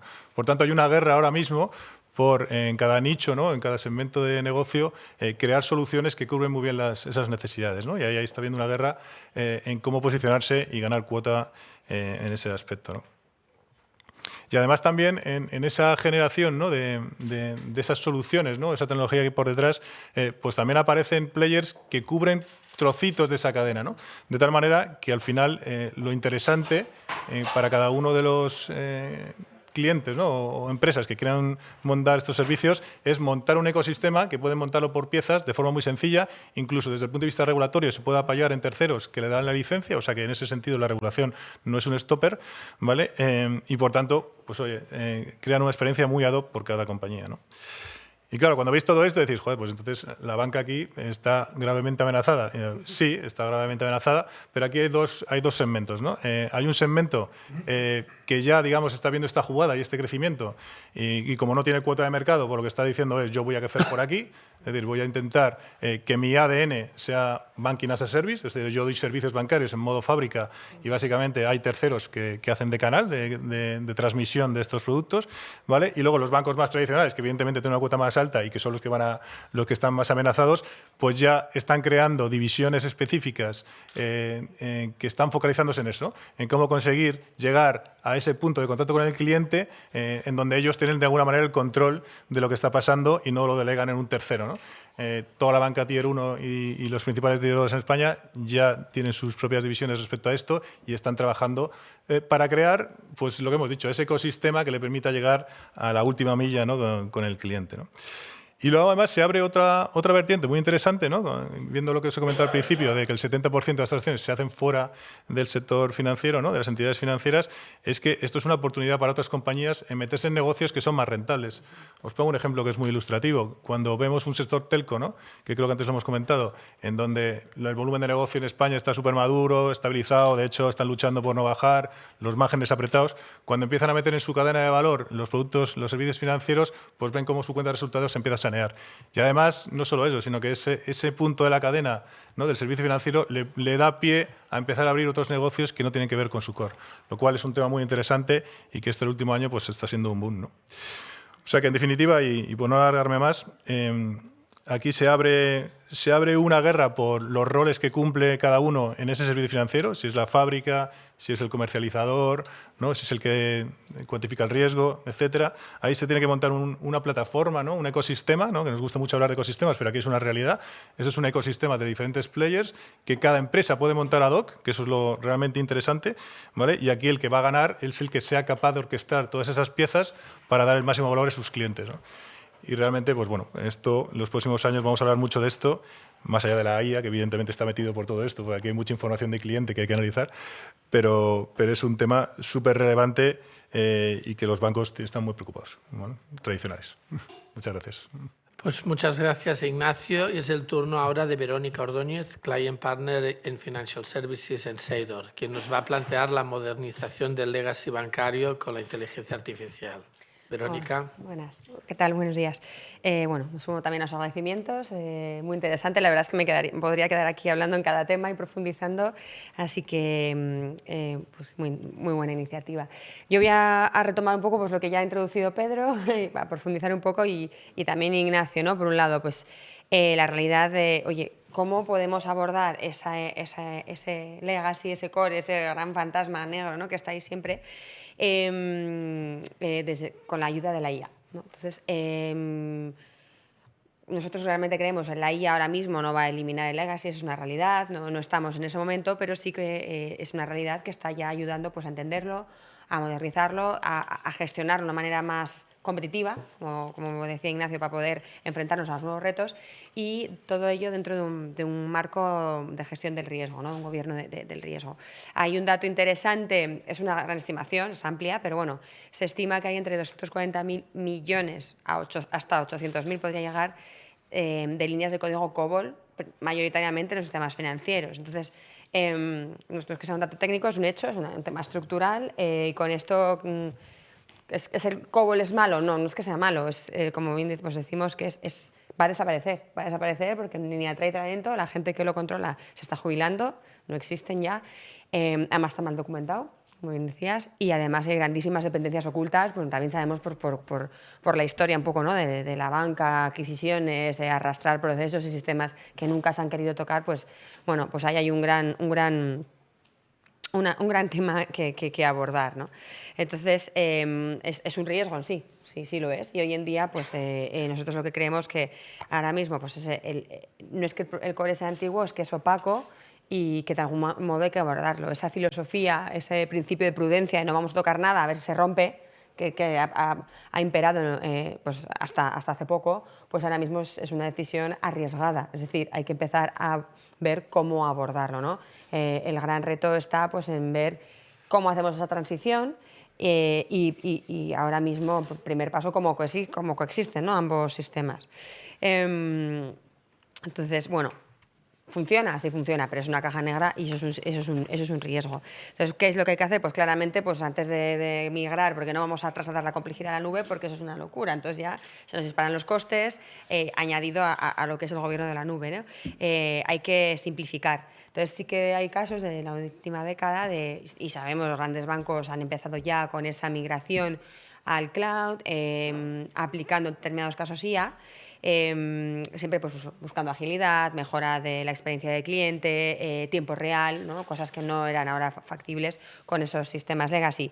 Pero bueno, pues esto ha conllevado costes y determinadas experiencias que debemos aprender, ¿no? Y que al final lo que nos viene a decir es que oye, vamos a ir poco a poco, vamos a primero entender muy bien lo que está pasando y plantear una migración siempre teniendo en cuenta pues, la soberanía del dato, la arquitectura y latencia y esa resiliencia que siempre estamos todo el rato hablando, ¿no? Que es el primer principio para abordar cualquier cambio a nivel estructural en un sistema bancario.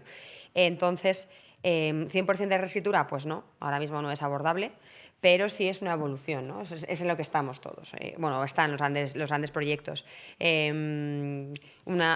IA, en ese sentido, sí que puede aportar valor y es muy eficaz, como decía algún compañero ya, pues ayudando a analizar, ayudando a identificar esas dependencias ocultas y eso, bueno, al final, pues simplificando o desgranando esa complejidad, ¿no? Además lo hace a una velocidad mucho mayor. O sea, decían Morgan Stanley, pues trasladaba que había ahorrado 280.000 horas a la hora de hacer ese entendimiento de su legacy, ¿no? aplicando ella. Entonces, bueno, la tendencia ahora mismo que es pues, entender, construir alrededor, simplificar, ya luego migramos y ya poco a poco, cuando estemos seguros, hayamos hecho todas las pruebas y entendamos un nivel de confianza suficiente, pues poder desconectar, ¿no? Pero por supuesto progresivamente. El banco sigue funcionando. Entonces, bueno, simplemente ¿qué creemos que va a hacer la IA? Pues la IA va a reducir la incertidumbre en torno a ese mundo de oscuridad, ¿no? O de un poco de complejidad que nos tiene el legacy. Y lo que sobre todo tenemos que hacer es fijarnos no solamente en los casos de éxito, sino en los casos muchos casos de bancos que están aplicándolo para ir aprendiendo y sumando lecciones aprendidas, ¿no? En cuanto a qué esperar, a qué resultados reales se pueden obtener, a cómo gestionar esos riesgos que grandes problemas van surgiendo y sobre todo cómo entender el horizonte con el nuevo entorno de la IA, ¿no? Que en el horizonte en cuanto a la modernización. Así que lo que creemos es que el futuro no va a eliminar el legacy por ahora, no está preparado para abordar sistemas de alto rendimiento críticos, pero sí para poder por primera vez gobernarlo, ¿no? Y que sea un activo que podemos gestionar de cara a este nuevo escenario competitivo.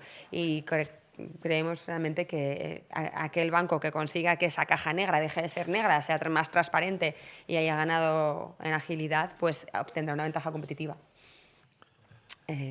Y por mi parte. Pues muchas gracias, Verónica. Y para concluir este segundo bloque del sector bancario, vamos a tratar del impacto del euro digital en la consultoría de la mano de Amaia Jaureguizar, Consulting Servicios Financieros en Inetum.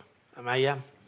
Buenos días a todos y me uno también a los agradecimientos y a la enhorabuena por la organización del evento.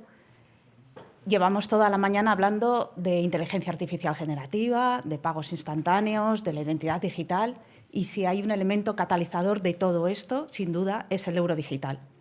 Y me gustaría aprovechar este ratito que tengo de protagonismo para compartir con todos cómo el euro es una nueva infraestructura que va a afectar a todos los niveles y va a tener un impacto no solo en el sector financiero, sino en las consultoras.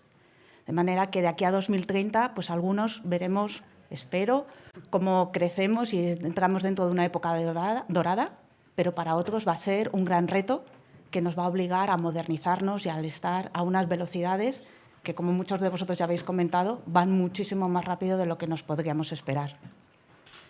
Hemos hablado, se ha comentado y nos hemos quejado sobre la gran regulación y el gran impulso regulatorio que se está sufriendo en los últimos tiempos.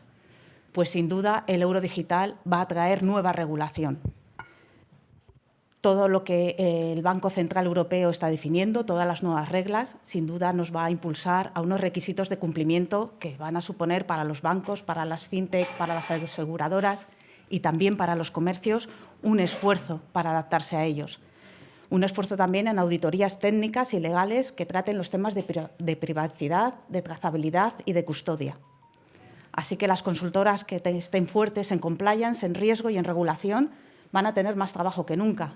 Va a ser también una gran oportunidad para las pequeñas, para las boutiques especializadas, para ver cómo ganan terreno y se suman a esta evolución. Decía antes que el euro digital es una infraestructura, no lo veamos como un nuevo método de pago. Alguien ha comentado antes, no necesitamos más canales, ya tenemos suficientes. Pero es que es una infraestructura que nos va a empujar y vamos a ver una transformación tecnológica real. Así que nosotras, las consultoras tecnológicas, tenemos aquí nuestra gran oportunidad para hablar de integración, para hablar de cloud, para hablar de ciberseguridad, para ver cómo se moderniza el legacy con la inteligencia artificial. Solo aquellas consultoras que verdaderamente tengan capacidad tecnológica van a ser parte de esta revolución. Una revolución que tiene impacto en el mundo, ya lo he dicho antes, retail, banca, en el mundo de los pagos y en todos los procesos que estamos ahora definiendo, que no los hemos terminado de definir y ya vamos a tener que redefinirlos. El onboarding, el checkout, la conciliación, el reporting, todas estas cosas que estamos cansados de oír y discutir con nuestros clientes, se van a tener que rediseñar. Y nosotros vamos a tener la oportunidad de acompañar a los PSPs, al e-commerce y a los grandes retailers en este nuevo rediseño y en esta transición a estos nuevos modelos. Es toda una revolución, seguro, y como toda revolución trae debates, unos debates que ya están en el día a día, en las conversaciones, en la prensa, debates sobre privacidad, gobernanza del dato y diseño ético. ¿Hasta qué punto estas transacciones nos dan anonimato? ¿Hasta qué punto vamos a poder ser trazables? ¿Va a poder el Banco Central saber en qué me gasto mi euro digital? Todo esto seguro que ya yo también lo oigo en algún café y en lo que no son cafés. Y de aquí pues, es el inicio, ¿no? Hasta el 2030 nos queda mucho que hablar. Pues los equipos de ética digital, de protección de datos, sin duda van a ser esenciales en toda esta discusión. Y además para ayudar a que el euro digital se consolide porque todos sabemos que nada se consolida si no es aceptado por la sociedad. Y ahí tenemos un papel fundamental no solo en transformar, sino en ayudar en la gestión del cambio y en la formación que todos los ciudadanos, y luego lo que serán las empresas también, pero empecemos por lo básico, los ciudadanos van a necesitar para entender qué supone el euro digital. Lo que os estoy diciendo, yo creo que no es solo una oportunidad de revolución para el sector financiero, que era lo que estábamos centrando aquí hoy, sino también para todas las consultoras tecnológicas y no tan tecnológicas. Es una oportunidad para abrir nuevas líneas de negocio, para apoyar por nuestros laboratorios de innovación en temas de medios de pago, para apoyar nuevas formas de hacer y plataformas de integración, con inteligencia artificial, sin inteligencia artificial, pero soluciones que agilicen y ayuden a entender cómo está ocurriendo todo esto. Por tanto, no lo veamos solo como un nuevo proyecto o algo nuevo que está de moda, sino como una oportunidad para reinventarnos, para cambiar la manera que trabajamos y para abrir nuevas líneas de negocio que seguro que van a tener mucho futuro. Voy a parafrasear aquí al señor Alvin Toffler y su famosa frase de que los analfabetos del siglo XXI no van a ser los que no sepan leer ni escribir, sino los que no sepan aprender, desaprender y reaprender. Porque de aquí a 2030, como decía, vamos a ver nuevos proyectos de consultoría regulatoria, tecnológica y estratégica. Vamos a ver una gran competencia por talento especializado, por otro tipo de talento diferente al que hasta ahora estamos acostumbrados a tener en nuestros equipos. Vamos a poder participar en grandes proyectos de transformación de banca, del sector asegurador y, decía también, no nos olvidemos del retail, que va a ser un gran compañero en todo esto. Pero también va a haber perdedores, porque algunos, como decía al principio, quizás no sean capaces de entender el sector financiero, quizás nos vean la oportunidad de invertir en este talento de ciberseguridad, regulatorio, específico que es necesario, y lamentablemente quien no esté ahí pues se quedará atrás. Para concluir, me gustaría compartir y insistir en lo que decía al principio. El euro digital no es solo un cambio monetario, es un cambio estructural. Y para nosotras, las consultoras, debe ser una oportunidad histórica. Pero tenemos que saber leer el momento y movernos rápido. Quienes entienden el euro digital hoy van a ser, en mi opinión, quienes definan cómo se hace negocio mañana. Muchas gracias, Amaya. Y de esta forma pasamos ahora al tercer bloque dedicado al sector asegurador. En primer lugar, va a hablar Ramón Pérez, Executive Vice President de Financial Services en Capgemini, España, donde analizará las nuevas soluciones, productos y servicios ante una realidad social, demográfica y tecnológica tan cambiante como la que tenemos ahora mismo. Ramón. Gracias, Jordi. Muy buenos días a todos y de nuevo enhorabuena por encontrar en nuestra agenda un espacio de reflexión como este, que la verdad es que es tremendamente útil. A veces no nos da tiempo a escucharnos entre nosotros y aporta muchísimo valor, en mi opinión. Arrancamos el bloque de asegurador o de aseguradoras en un contexto en el que, si habéis revisado últimamente los resultados de las compañías en este sector, son resultados positivos. Todas ellas sufrieron hace no mucho en la pandemia un momento tremendamente crítico. Casi todas, por no decir todas, se han recuperado de manera muy significativa. Muchas de ellas son referencia a nivel global. Y en este contexto, ¿por qué tienen que transformarse? Si tenéis oportunidad de hablar con cualquiera de sus líderes, os van a hablar fundamentalmente de transformación. Esta semana está siendo la semana del seguro y todos los líderes, como os digo, están muy enfocados y os diría que obsesionados en la transformación. Los motivos son claros, más allá del tacticismo de los resultados del próximo cuarto y del próximo año. El sector seguro se encuentra ante un cambio climático que cambia completamente su piel en el futuro. Las aseguradoras del año 2040 no tendrán nada que ver con las que tenemos ahora mismo, pero no solamente eso, tenemos transformaciones sociales, demográficas y tenemos un entorno de transformación tecnológica, fundamentalmente marcado por un paradigma de inteligencia artificial y computación cuántica, que va a cambiar completamente el modelo de prestación de servicios en este sector en los próximos años. ello ha llevado a una reflexión en distintos ámbitos y seguramente con muchos puntos de vista. Yo hoy, por temas de tiempo, voy a mencionar solamente 4. En primer lugar, es cierto, Germán, que la digitalización ha llegado, sobre todo en banca, a un estadio tremendamente maduro. Quizá en seguro todavía queda algún recorrido, pero independientemente de eso, la digitalización es un término que abarca el aspecto tecnológico y el aspecto cultural de las compañías. Ahí hay un trabajo importante que hacer. Antes mencionaba la pandemia. La pandemia tuvo muchos efectos nocivos que no voy a mencionar, pero tuvo un efecto también acelerador y un efecto de maduración del cliente asegurador. El cliente asegurador, después de la pandemia, es un cliente mucho más exigente, mucho más informado y que es mucho más consciente de sus riesgos. Esto hace que las compañías aseguradoras tengan que cambiar su propuesta de valor. Durante muchos años han tenido mucho éxito con modelos más conservadores y ahora estamos hablando de una sociedad muy distinta. En primer lugar, una sociedad que ha envejecido, una sociedad que ha adaptado de forma acelerada, y si lo comparáis con otros países, muy acelerada, la comunicación y la forma de relación a través de vías digitales. Seguro que todos habéis mencionado en algún momento que era poco previsible que nuestros padres e incluso algunos abuelos utilizaran WhatsApp como lo utilizan a día de hoy. A mí me sorprende muchísimo cómo está ocurriendo en España y cómo no está ocurriendo en otros países. Y todo esto, evidentemente, pues, implica un panorama en el que hay que evolucionar y adaptar la propuesta de valor.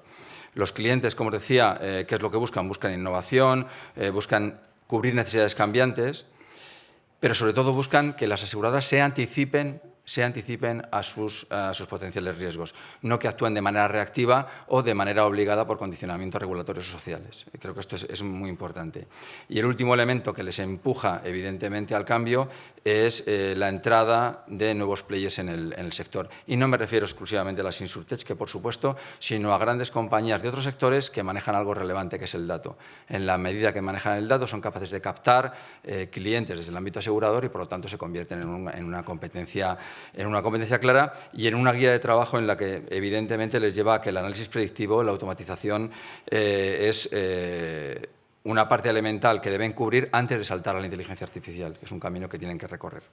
Con todo esto, ¿qué es lo que se imaginan los líderes? He intentado resumirlo, ¿no? y buscarlo en términos de ejemplo, pero los líderes del sector se imaginan que una pareja no en mucho tiempo sea capaz de contratar ese viaje que llevan soñando durante mucho tiempo, que incluye de manera embebida un seguro. Me diréis, eso ya se puede hacer. Se puede hacer, pero ese seguro no suele ser personalizado, no está adaptado a la experiencia que van a tener y, por supuesto, no está adaptado al nivel de riesgo que cada uno está dispuesto a asumir. Esto está por hacer. Pero además esa pareja se va a ir de viaje con la tranquilidad de que su hijo diabético está permanentemente monitorizado por su seguro de salud a través de dispositivos IoT que ya existen y que permiten que esa medicación y que ese control sea exhaustivo y que el chaval no corra ningún riesgo cuando sus padres no estén delante. Y además, ese chaval tiene un patinete eléctrico que desde pequeñito va a entender que si hace un uso racional del mismo va a tener, o sus padres o él con su paga, que hacer frente a un coste de póliza muy inferior frente a si hace un uso que no sea tan responsable.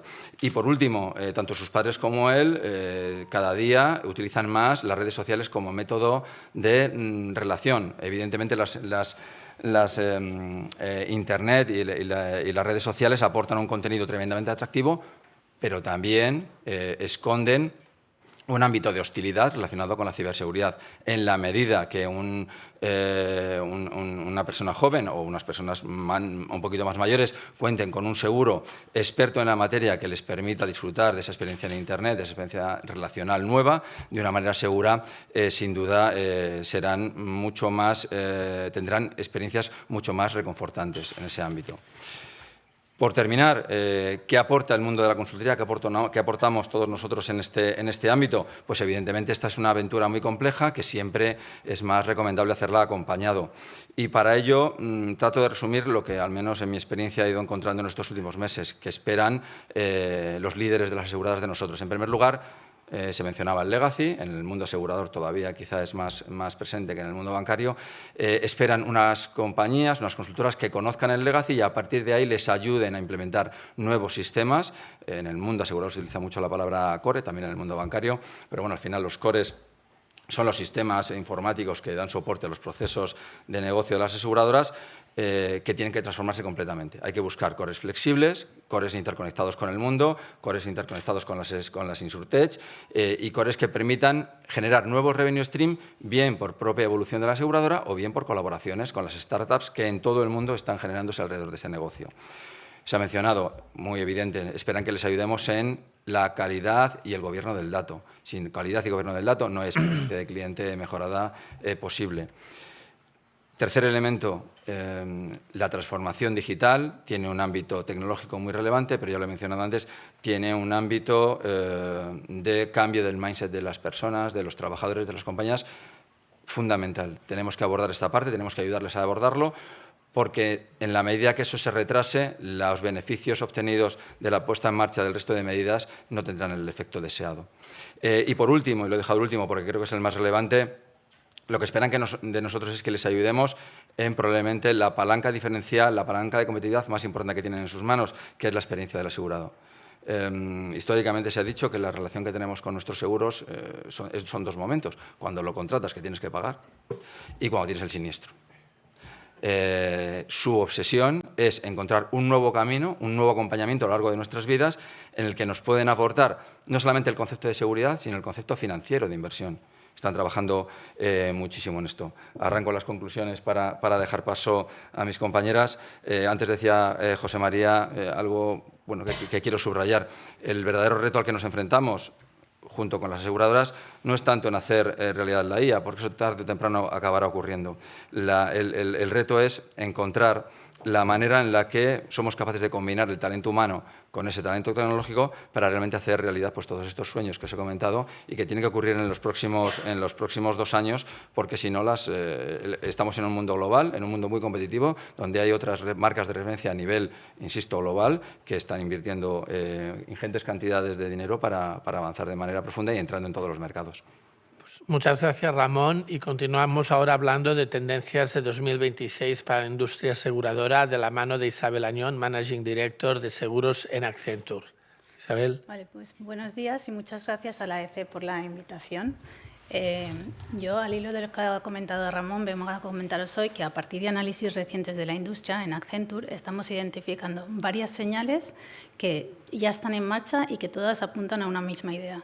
Y es que el seguro está pasando de gestionar productos a integrarse en la vida real de las personas, en sus decisiones y en sus momentos clave. Hoy me voy a centrar principalmente en las 3 señales que tienen que ver con la propuesta de valor, el modelo de relación con los clientes y los canales de distribución. Pues bien, la primera señal es demográfica, aunque tiene un amplio impacto estratégico. España, como se ha mencionado, es uno de los países más longevos del mundo y, según proyecciones ampliamente aceptadas, el 36% de la población tendrá más de 65 años en 2050. Pero el reto no es solo que vamos a vivir más, sino cómo vamos a vivir esos años. La longevidad ya no puede ser abordada únicamente como un problema de pensiones o de ahorro, sino como una combinación de seguridad financiera, salud, autonomía y calidad de vida durante más tiempo. Por eso estamos viendo un claro movimiento hacia propuestas de valor integrales que rompen la visión de producto y que ponen el foco en proteger, asesorar y acompañar al cliente de una forma proactiva y preventiva a lo largo de los distintos momentos vitales. La segunda señal tiene que ver con cómo se toman las decisiones de compra. Estamos entrando en una fase de comercio agéntico donde las decisiones complejas, comparar opciones, evaluar coberturas que tomaban directamente los clientes, ahora las toman agentes basados en modelos de lenguaje. Os voy a poner un ejemplo reciente. Hace apenas una semana, la Insurtech española Tuyo anunciaba un acuerdo con OpenAI donde le permite ofrecer presupuestos personalizados del seguro de hogar a través de ChatGPT. Y aquí lo interesante también fue la reacción del mercado. Tras el anuncio, grandes bloques internacionales llegaron a caer en bolsa hasta un 13%. Bueno, pues más allá de si la reacción fue exagerada o no, lo que está claro es que el mercado ya supone que los LLMs van a ser un intermediario real entre cliente y aseguradora. Esto obliga al sector a pensar en varias preguntas, ¿no? La primera es cómo posicionar los productos para que sean más comprensibles para la IA, cómo permitir la contratación y posteriormente la gestión de prestaciones vía estos canales y cómo mantener el control, la confianza y el cumplimiento regulatorio, como hemos estado mencionando durante todo el día. La tercera señal, y ya para terminar, es dónde y cuándo se toma la decisión de contratar el seguro. Los seguros embebidos todavía representan una parte muy limitada del negocio total del sector, pero lo relevante no es su peso actual, sino su peso creciente en el crecimiento futuro. Hay diversos estudios de mercado que coinciden en que el mercado global de seguros embebidos está creciendo a un ritmo entre un 20 y un 30%, muy por encima del crecimiento del sector asegurador tradicional, y que además en los próximos años explicará una parte muy importante del nuevo negocio incremental. ¿Por qué? Pues porque el seguro se integra en el momento en que se toma la decisión. Cuando compramos un coche, cuando reservamos un viaje, cuando alquilamos una vivienda. En estos modelos, el seguro deja de ser un producto que se vende para pasar a ser un servicio que se activa cuando tiene sentido para el cliente. Y aquí el reto para las aseguradoras no será solamente el conseguir acuerdos de distribución, sino en diseñar productos más simples, modulares y que se integren vía APIs, pero con el precio, la suscripción y la gestión pensados en ecosistemas de terceros. Si conectamos todo esto, podemos afirmar que el papel de la consultoría aquí es clave, ¿no? Ayudar a convertir visión en ejecución, integrando negocio, operaciones y tecnología para hacer que esa transformación sea real, escalable y sostenible, porque al final no ganarán las aseguradoras que mejor predigan el futuro, sino aquellas que lo construyan mejor. Muchas gracias. Muchas gracias por tu intervención, Isabel. Y para terminar este último bloque sobre el sector asegurador, y antes de dar paso al turno de preguntas en la sala, Patricia Pisonero, Executive Partner de IBM Consulting Insurance, va a analizar el impacto transformador de la IA en las aseguradoras. Bueno, pues muchas gracias. Tengo el honor de cerrar esta pues súper informativa, yo creo, sesión. Gracias a la asociación, muchas gracias a los compañeros del sector que nos acompañan y también a los compañeros periodistas que están aquí cubriendo el evento. Entonces, bueno, se ha comentado ya mucho, yo pienso, ¿no?, sobre el tema. Yo solamente querría cerrar sin extenderme. Pues es evidente, ¿no?, el momento de inflexión de todo el sector, de las aseguradoras. Mis compañeros de sector, digamos, creo que lo han ilustrado muy bien. Y yo creo que el reto de las compañías y nuestro reto como acompañadores, personas de servicio a las compañías que son nuestros clientes, pues es cómo conseguir ayudarles para adoptar estas nuevas tecnologías, como la IA generativa, a escala, de forma segura y con impacto real en el negocio. Entonces, yo quiero dejar 3 ideas sencillas para todo el mundo. La primera es, nosotros, el enfoque que le hemos dado a la adopción de la IA, nosotros somos una gran consultora, o sea, una gran compañía tecnológica. Entonces, hemos sido nuestro primer cliente. Lo llamamos el Client Zero, ¿no? Ya sabéis, nuestra compañía pues tiene implantación global, somos más de 270.000 empleados en todo el mundo y hemos aplicado en los últimos años pues la IA generativa para transformar nuestros procesos de negocio. Diréis, IBM no es una aseguradora, ya, pero hay un montón de procesos que, digamos, son bastante comunes, ¿no? Entonces, entre estos 70 áreas de negocio, pues estaba recursos humanos, compras, finanzas o la propia TI, ¿de acuerdo? Por dar algunos datos, pues los resultados, lógicamente, son medibles y hemos generado ya más de 3.500 millones de dólares en mejoras de productividad. Luego, yo creo que esto nos permite hablar de adopción real y de que el momento ya está aquí. Este sería un mensaje. Un segundo mensaje sería, para aplicar y hacer realidad pues las promesas de la IA generativa en la transformación en las aseguradoras, pues hace falta imbuirlos la tecnología dentro de sus procesos de negocio. Entonces, en ese sentido, nuestro papel facilitador y de ayudarles a alcanzar ese punto, yo creo que forman un principio y una ayuda principal, el poder ser capaces de aportarles assets o activos o agentes preconstruidos que, digamos, aceleren ese camino que tienen que recorrer. Y eso forma parte de la experiencia que hemos tenido propiamente en nuestras carnes, por así decirlo, y yo creo que es algo también que ayuda a darle, no solo a acelerar la adopción, pero sí a mantener el control y el gobierno de estos modelos, ¿vale? Y yo creo que el tercer gran vector, que es la transformación tecnológica, se ha mencionado ya en diversas ponencias, ¿no? Respecto a cómo podemos aplicar la IA en el ciclo de vida del desarrollo de los trabajos para las plataformas que sustentan las operaciones de nuestros clientes, cómo acelerar esa modernización. Y aquí realmente, pues, esa aceleración que permite la IA, que permite ya no solo hacer cosas de una manera más rápida, sino también poder abordar tareas que antes eran, pues, sinceramente, inabordables por la cantidad de esfuerzo humano y presupuesto que no se justificaba. Realmente ahora, desde la toma de requisitos, el envisionamiento de los sistemas y lo que es la propia evolución de los sistemas a los que dedicamos gran parte de nuestros servicios, pues es realmente una diferencia, ¿vale? Entonces, nada, simplemente, pues yo creo que en este contexto la consultoría tecnológica, pues es evidente que acompaña y tiene vocación de tener un rol esencial. La IA generativa acorta el camino entre la ambición y la ejecución, y nuestro rol, pues, es ayudar a las aseguradoras a recorrer ese camino, pues, con velocidad, con seguridad y con resultados reales, pues, apoyándonos en la experiencia de todas nosotras, incluso, pues, cuando nos aplicamos nuestra propia medicina. Pues muchas gracias a todos. Pues muchas gracias, Patricia, y en realidad muchas gracias a todos, a los 12 expertos que habéis estado aquí exponiendo distintos aspectos de los mercados financieros, del sector bancario y del sector asegurador. También a ti, Germán, por el resumen que nos has hecho.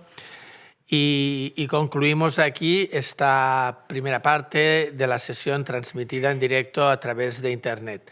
Agradecemos a todos los que nos habéis estado siguiendo online vuestro interés y os esperamos en próximos eventos que organizará la AEC y que iremos anunciando oportunamente.